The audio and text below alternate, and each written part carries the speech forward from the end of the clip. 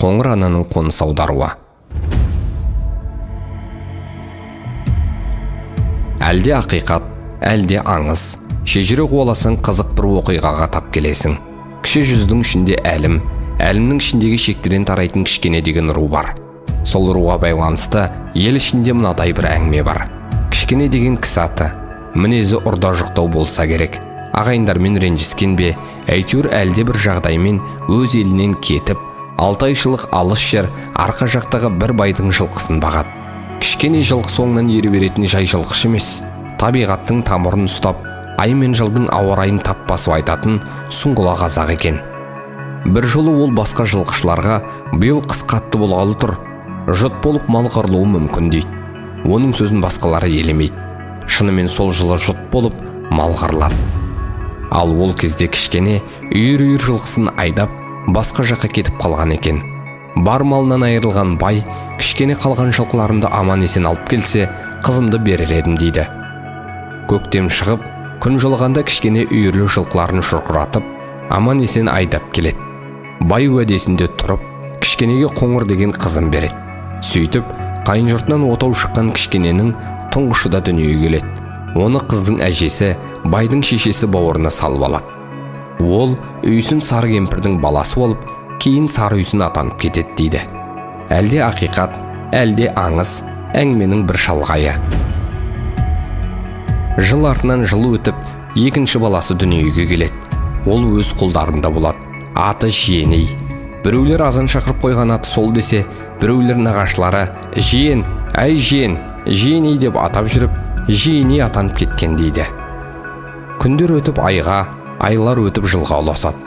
Бір күні келіншегі Қоңыр аяғасынан кішкенеге, біз сенің еліңе көшейік дейді. Мен олармен араздасып кеткем, қайрылмаймын деп кеткем, дейді күйеуі. Сонда Қоңыр, әй кішкене, мен келін болып сәлем салып, ас қайырарда табақ алып, үлкендерден бата алайын да, төркінімде жүріп кімге сәлем салам? Сәлем салмасам, табақ алмасам, ата-енеме қызмет қылмасам, кім маған бақытты бол қарағым? Алла ұзақ ғұмыр берсін, бала шағаңның қызығын көрші жағым деп бата береді дейді. Жеңге келіндері рулы елдің батасын алып жатқанда, қызыға қараған ол осылайша күйеуіне қолқа салады.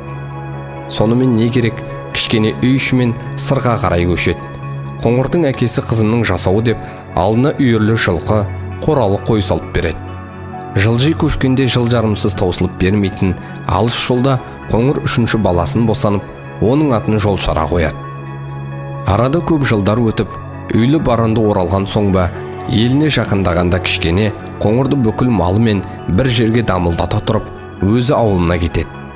Мінекей, қоралы қойын лықсытып, үйірлі жылқысын бұлықсытып, Қоңыр қос тіккен сол жер кейін Бай Қоңырдың жері, Бай Қоңыр атанып кетеді.